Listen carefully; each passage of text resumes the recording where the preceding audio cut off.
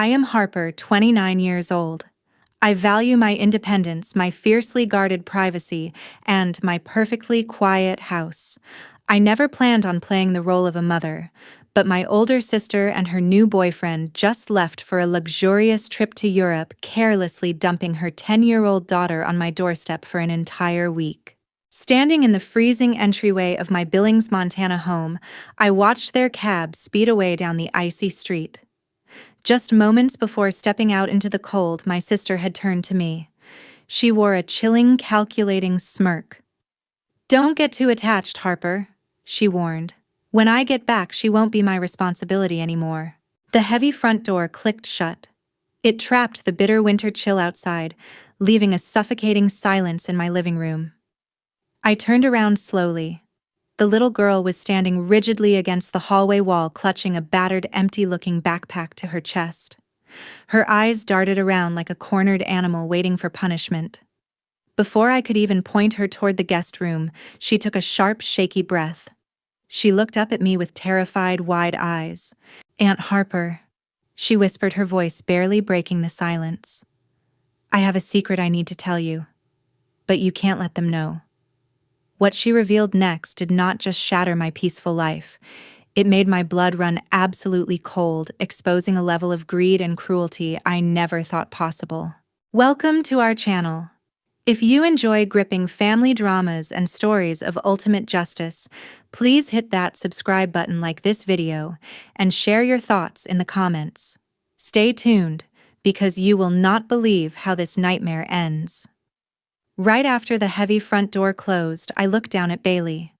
I stood in the silent hallway and waited for the secret she had just mentioned. The taxi engine faded down the street, leaving us completely alone in the house. Bailey parted her dry lips. She took a shallow breath to speak. She looked at my face, and then she looked at the locked front door. A sudden wave of sheer terror washed over her pale features. She took a quick step backward. She pulled her worn, deflated backpack tightly against her chest. She held it like a physical shield to block a blow. She stammered. Her voice shook violently. "I was going to tell you, but I cannot. If I say it, my mother will find out. She always finds out. She will know I talked. She will hate me even more." She stared at the floor, waiting for my reaction. She expected me to yell. She expected me to rip the secret out of her by force. I did not do that. I did not press the issue. I simply nodded once. I pointed her toward the small guest bedroom down the hall. "You can put your bag in there," I said. "That is your room for the week." She scurried away silently. She walked on the very tips of her toes to avoid making any noise on the hardwood floor. Dinner that evening was absolutely suffocating. The tension in the air felt thick enough to cut with a knife. I cooked a simple plate of spaghetti and meatballs. I set 2 plates on the kitchen island. I poured 2 glasses of ice water. I sat down on my stool and picked up my fork. Bailey stood near the edge of the kitchen. She did not sit down. She did not move toward the hot food. She just stared at the plate with wide, hungry eyes. Her hands remained firmly clasped behind her back. "Sit down," I told her. She climbed onto the tall stool, carefully making sure the chair did not scrape against the floor. She folded her hands in her lap. She kept her head bowed. The steam rose from the pasta, but she did not reach for her silverware. Her stomach let out a loud, hollow growl. She flinched as if the natural sound of her own hunger was a crime. She squeezed her eyes shut, waiting for a reprimand. "Eat your food, Bailey," I said. That single command flipped a switch inside her brain. Bailey grabbed her fork and began to eat. It was not normal eating. It was a frantic, desperate consumption. She shoveled the food into her mouth at a terrifying speed. She barely chewed the meat. She swallowed large bites whole. Her eyes darted constantly toward my hands and my face.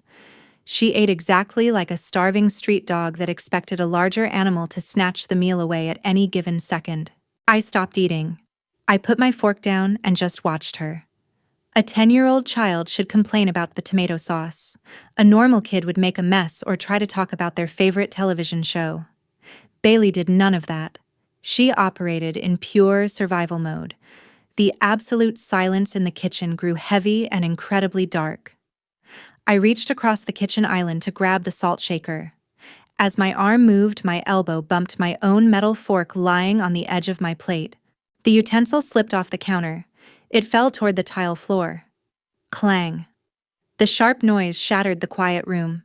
Before the fork even stopped bouncing on the floor, Bailey reacted. She did not just jump. She practically threw herself off the tall kitchen stool. She hit the ground hard on her knees. She curled her small body into a tight, defensive ball right under the counter. Both of her hands slapped over the back of her head, locking her fingers tightly together to protect her skull and her face. "I am sorry!" she shrieked, her voice cracked with raw panic. "I am sorry, I did not mean to. Please do not hit me. I will clean it up. I am sorry." She was hyperventilating. Her entire body shook violently against the cold kitchen tiles. She gasped for air between her desperate apologies. I froze in my seat. My heart hammered aggressively against my ribs. I looked down at the dropped fork, and then I looked at my niece cowering under the table. I did not raise my voice. I did not make any sudden movements. I slowly pushed my chair back. I lowered myself to the floor and kept a safe distance from her. "Bailey," I said softly, keeping my tone perfectly even. "It is okay. Look at me." I dropped it. "It was my fault, not yours. You are safe here." She did not uncurl her body. She kept her arms wrapped tightly around her head, rocking back and forth slightly. She braced herself for a physical blow that was never going to come from me. In that horrifying moment, the ugly truth became undeniably clear. This was not the behavior of a well-disciplined child. This was not strict parenting. This was the raw, unfiltered reflex of a severely abused kid. Jean and Mitchell were actively breaking her spirit through constant fear and violence. My sister was a monster. I sat on the kitchen floor and watched this broken child tremble, realizing that my quiet, independent life was officially over. 2 days passed in tense silence until at 2 a.m. on Monday, a rattling noise from the office woke me up. I sat up straight in bed. My house was always perfectly quiet at night. The sound came again. It was a distinct shuffle of paper. It was followed by the soft clinking of metal against wood. Someone was moving around in the dark. I threw off my blankets. I stepped quietly into the hallway. I walked silently toward the noise. The door to my home office stood slightly ajar. I pushed the door open. I reached out and flicked the light switch. Bailey gasped loudly. She dropped a thick manila folder. It hit the hardwood floor with a heavy slap. She was kneeling right in front of my desk. Her small hands were frantically digging through the second drawer. That was the only drawer I never locked. It held my financial records, my tax returns, and my most important property documents. For one long second, neither of us moved. We just stared at each other. Then Bailey completely shattered. She fell forward. She curled her thin body into a tight ball on the floor. She began to sob uncontrollably. Her small shoulders heaved with violent panic. She hyperventilated. She choked on her own tears. I did not yell. I did not grab her. I lowered myself to the floor. I sat cross-legged beside her and waited. I let her cry until her breathing finally slowed down. "Bailey," I said firmly, "tell me exactly what you are looking for." She squeezed her eyes shut. "I am sorry. I am so sorry. She made me do it." "Who made you do it?" "My mother," she choked out. The shock hit me hard. I demanded a full explanation. The dark truth poured out of her in a rushed, terrified stream. "Last month, Jean came over for a surprise visit. She claimed she missed me. She brought Bailey along. I remembered that specific afternoon perfectly. I had walked into the kitchen to brew some coffee. In those brief 5 minutes, Jean had slipped down the hall. She dragged Bailey into my office. She pointed directly at this exact desk drawer. She forced her daughter to memorize the exact location. She told me I had to find the papers with the red stamps, Bailey whispered. She stared blankly at the floor. She said Mitchell needs them. I asked her what specific papers they demanded. Bailey recited the list like a programmed robot. Jean and Mitchell had clearly drilled these terms into her head for weeks. They needed my parcel number. They needed the original property deed.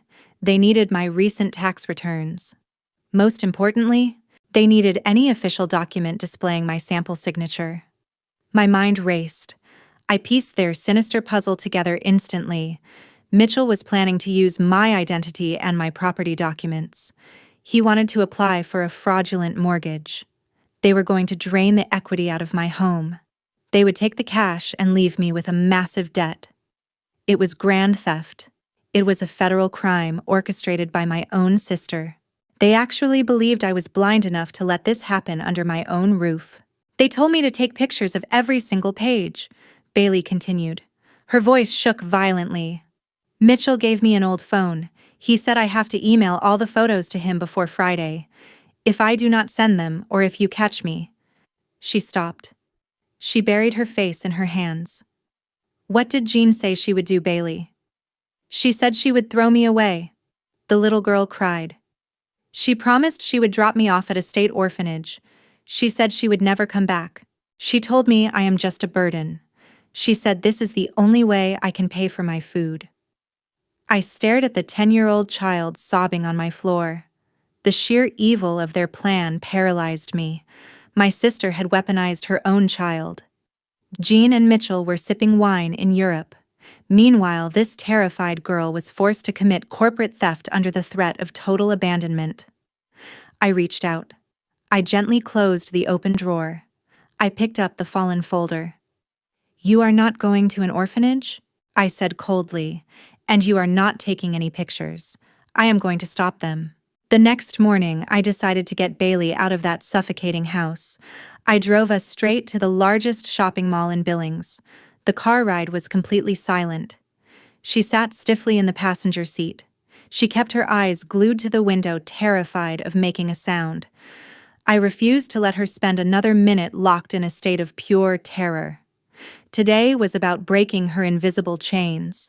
We walked through the heavy glass doors into the bustling mall. I steered us directly toward the bright food court. I stopped right in front of a busy ice cream parlor. The display case was packed with dozens of colorful tubs. Bailey stood frozen behind me. She kept a very safe distance. Her hands gripped the bottom edge of her faded shirt. She braced herself for a scolding. "All right, Bailey," I said. I turned to face her directly. "What flavor do you want?" She blinked. She stared up at me in pure disbelief. Her mouth opened, but no sound came out at all. She looked left and right. She expected a trap to spring shut on her. "Me," she whispered.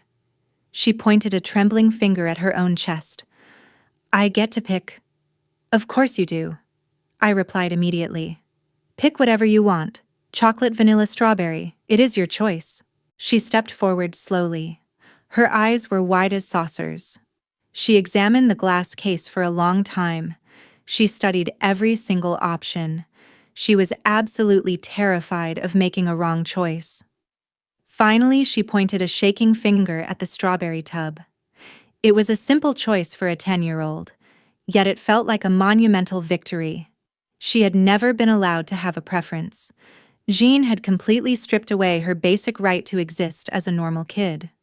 I bought her a large scoop.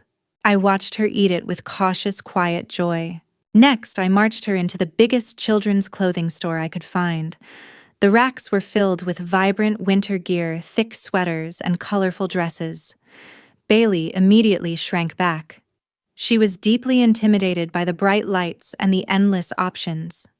She instinctively reached for the clearance rack in the darkest corner of the store. She grabbed a dull gray sweater. It was easily 3 sizes too big and entirely shapeless. "No," I told her. I gently took the gray fabric from her hands. I placed it back on the rack. "We are not doing that today. Look around this whole store. Find the colors you actually like. Pick the things you want to wear. She looked at me. She desperately searched my face for hidden anger. She found none. A tiny spark of hope ignited in her eyes. It took 20 minutes of coaxing. Slowly, she started touching the fabrics.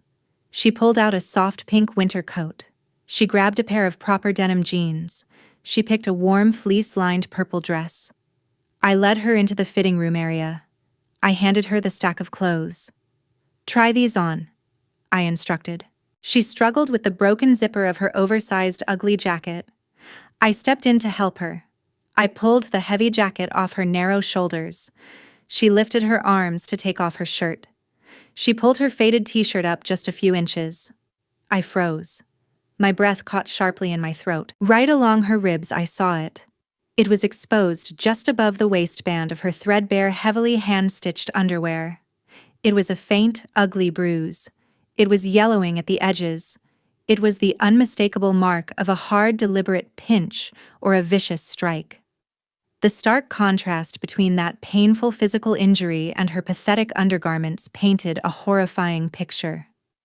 It showed her daily reality behind closed doors. Jean and Mitchell were absolute monsters. They used her as a punching bag. I quickly helped her pull the warm purple dress over her head. I had to hide my intense anger before it scared her back into her shell. Bailey smoothed the soft fleece down her sides. She turned around to face the full-length mirror. She stared at her own reflection for a very long time. The heavy, terrified look vanished from her face.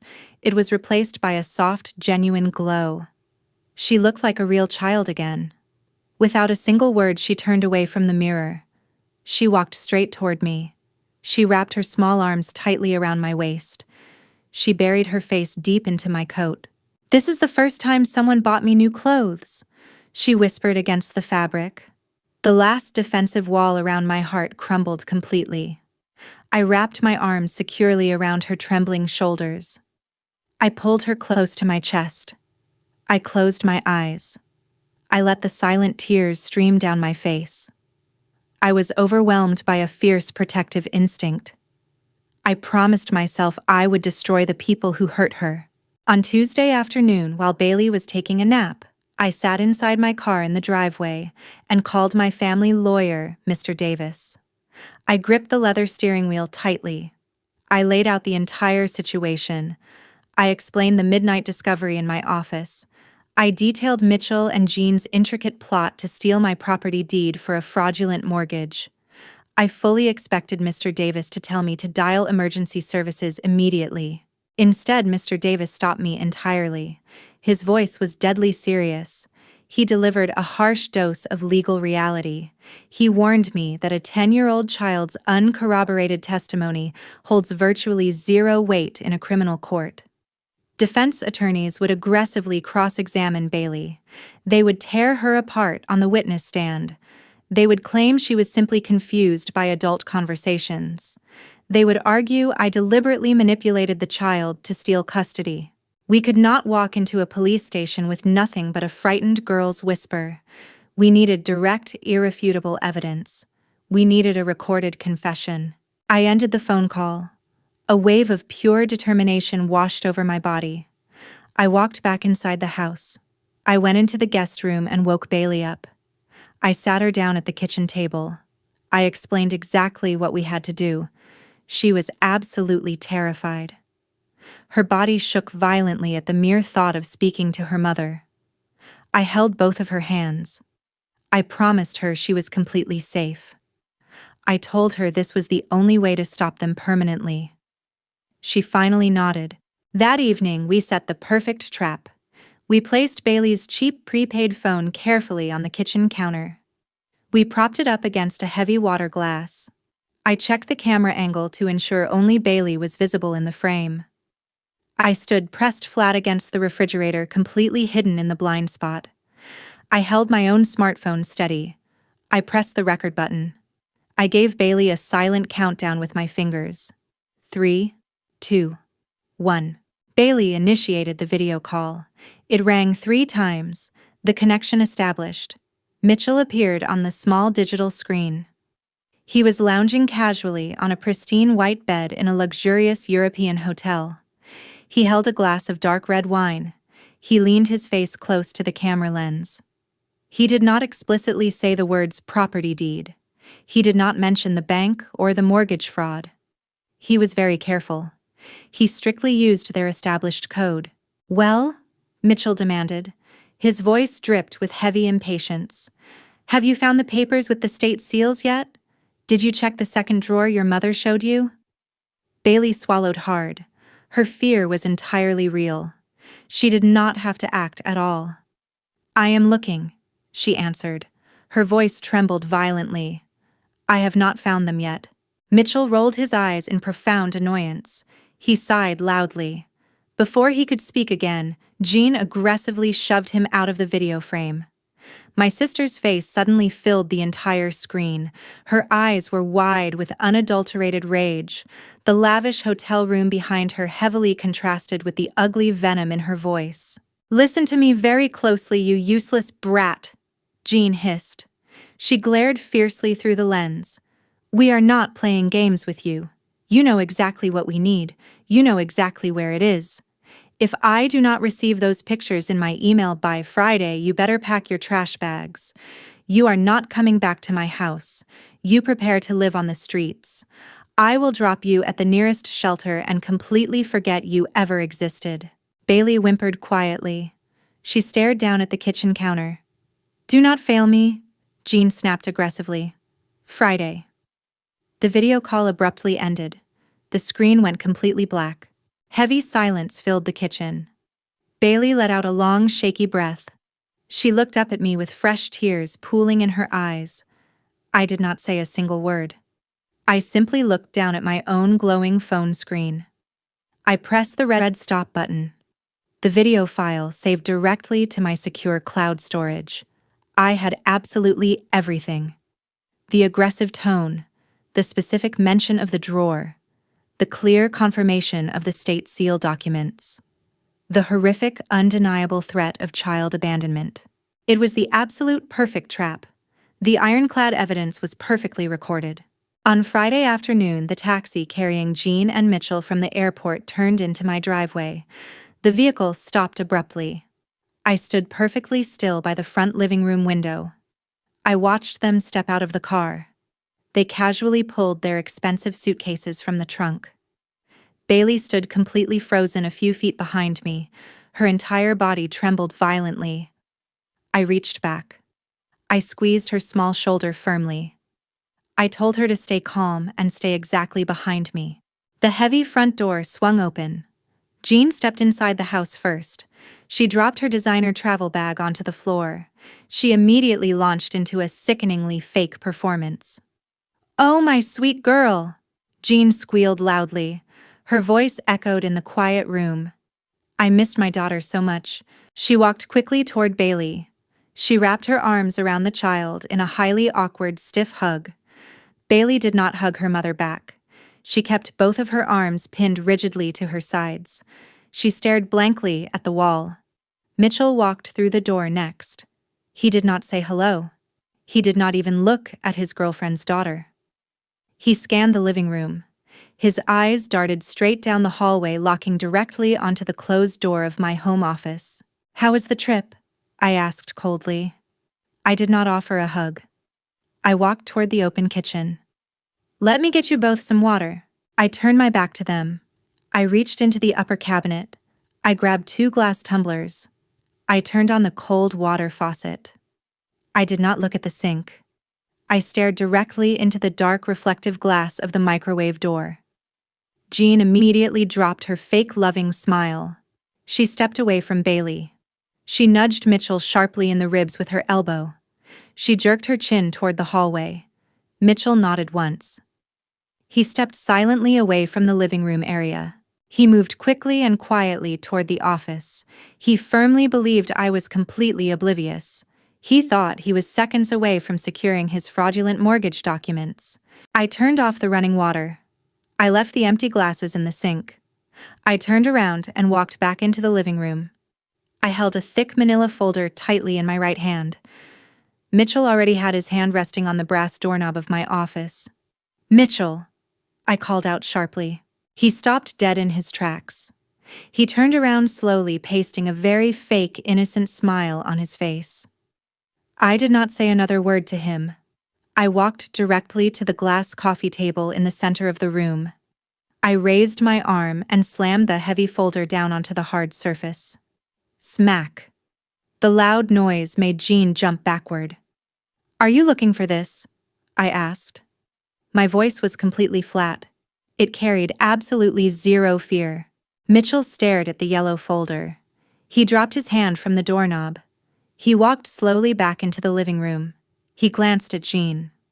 Jean gave him a highly confused look. Mitchell reached out. He flipped the cardboard cover open. He fully expected to see my original property deed. He expected to find my tax returns and my signature samples. He saw nothing of the sort. He saw a cleanly printed copy of an emergency protective petition. It was officially addressed to the state family court. Sitting right on top of that legal document was a small silver USB drive. I had clearly labeled the drive with a thick black marker. It simply read, "Video confession, fraud, and abuse." Mitchell picked up the plastic drive. He read the handwritten label. The color completely drained from his face in less than a second. His arrogant confidence vanished instantly. He looked down at the legal document underneath it. He saw his own name printed next to the words, "Criminal fraud." He realized the trap had snapped completely shut. The dangerous game was entirely over. "What the hell is this?" he roared. He completely lost his temper. He crushed the court papers in his fist. "You recorded us!" Jean screamed, her voice cracking with pure rage. She lunged forward, aiming directly for Bailey. I stepped quickly into her path, blocking her entirely. Mitchell cursed violently. He realized the digital file on that drive would put him in a federal prison. He let out a loud, furious yell. He charged directly at me. He raised his heavy arm, aiming to strike my face and grab the remaining papers. He shoved his shoulder violently into my chest. I stumbled backward, hitting the hard edge of the sofa. He lunged for my throat. A chaotic physical struggle broke out instantly in the middle of the room. Right as Mitchell swung his heavy arm to push me backward, the piercing wail of police sirens tore through the end of the street. Red and blue lights flashed directly through the living room windows. Mitchell froze mid-strike. His aggressive momentum completely vanished. He turned his head toward the glass. Panic washed over his face. Before he could take a step toward the back door, heavy boots pounded onto the front porch. The front door flew wide open. I had left it unlocked on purpose. 2 uniformed Billings police officers stormed inside. They drew their weapons immediately. They pointed them straight at Mitchell's chest. "Get on the ground!" the taller officer roared. "Get on the ground right now!" Mitchell hesitated. He looked frantically around the room. He had zero chance of escaping. The second officer lunged forward. He grabbed Mitchell by the shoulders. He slammed the heavy man face first into the hardwood floor. The impact shook the glass coffee table. Mitchell groaned in pain. The officer aggressively pulled Mitchell's arms behind his back. The metal handcuffs clicked sharply around his wrists. The officer read him his rights loudly. He arrested Mitchell for aggravated assault and severe conspiracy to commit financial fraud. The trap had worked flawlessly. Jean stood frozen in the center of the room. She watched her criminal boyfriend get dragged to his knees. Her face turned ghost white. Then her survival instincts kicked in. She instantly launched into a disgusting theatrical performance. A stern woman in a sharp gray suit walked through the open front door. She wore an official lanyard around her neck. She was an agent from Child Protective Services. Jean threw herself toward the agent. She forced loud sobs from her throat, squeezing her eyes to produce fake crocodile tears. "Thank God you are here!" Jean screamed. She pointed a shaking finger directly at me. "My sister is crazy. She kidnapped my daughter. She held us hostage in this house. She is trying to steal my baby. Please, you have to arrest her." She put on a desperate show for the authorities. She fully expected the agent to hand Bailey over immediately. The CPS worker did not even blink. She did not offer a single word of comfort. She looked at Jean with pure disgust. She calmly opened her leather briefcase. She pulled out a thick stack of official papers. She held the top document directly in front of Jean's face. Jean, the agent stated coldly. This is an emergency protective custody order. It was signed by a federal judge exactly 20 minutes ago. We have already reviewed the video confession your sister submitted.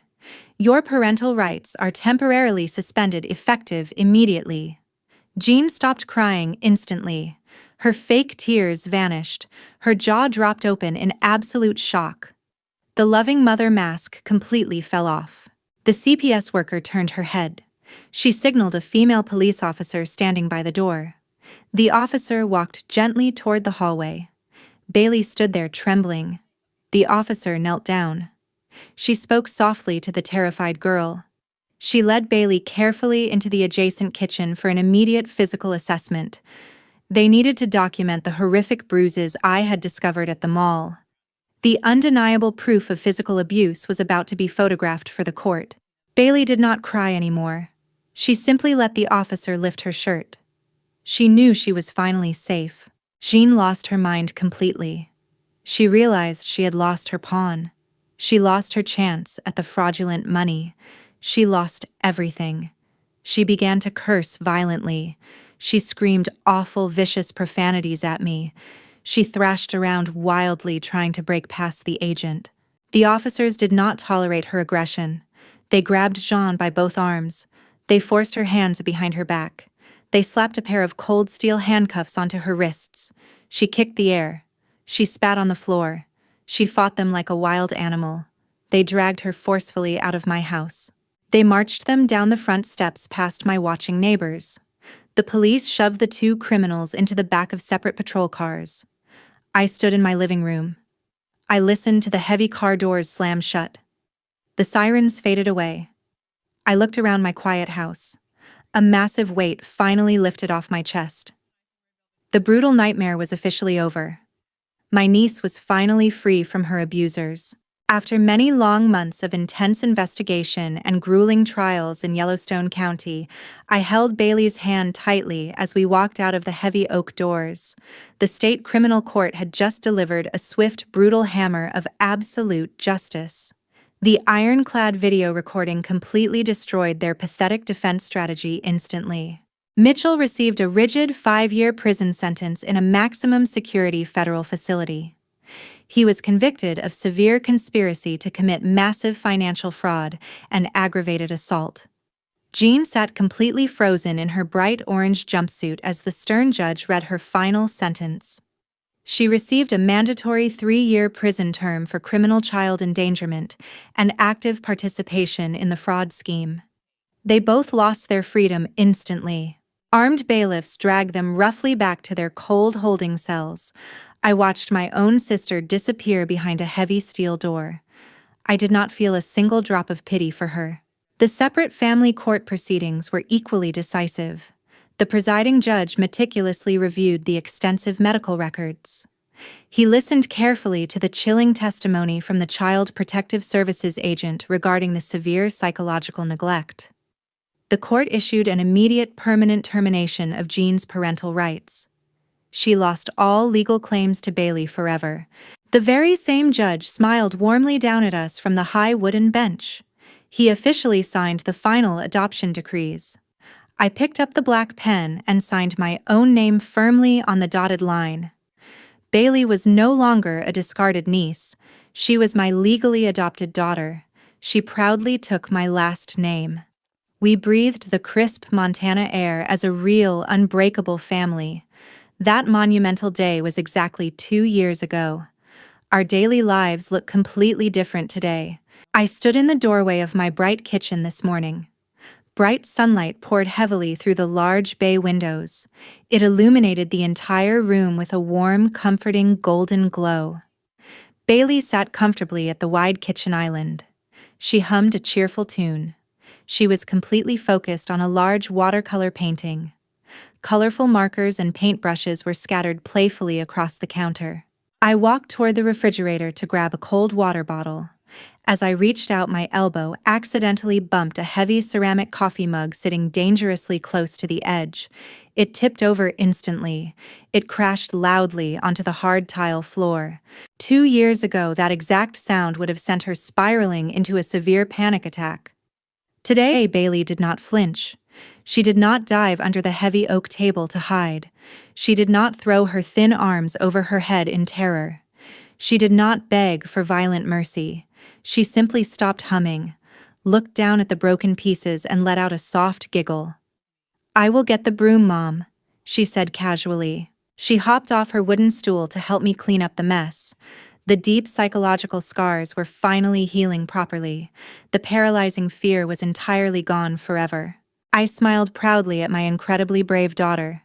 We built a beautiful, peaceful life out of absolute chaos and pure betrayal.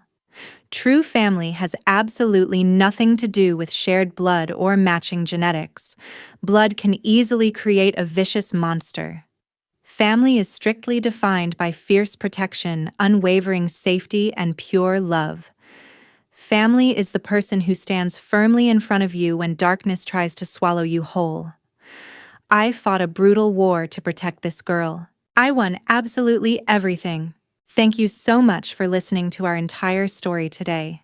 If you felt deeply inspired by this intense journey of ultimate justice and incredible healing, please share your thoughts in the comments section below. Do you firmly agree that family is built on fierce protection rather than simple biology? Let me know your honest opinions right now. Do not forget to hit the like button and subscribe to the channel for more intense real-life drama stories. Stay safe, and always protect the people you love.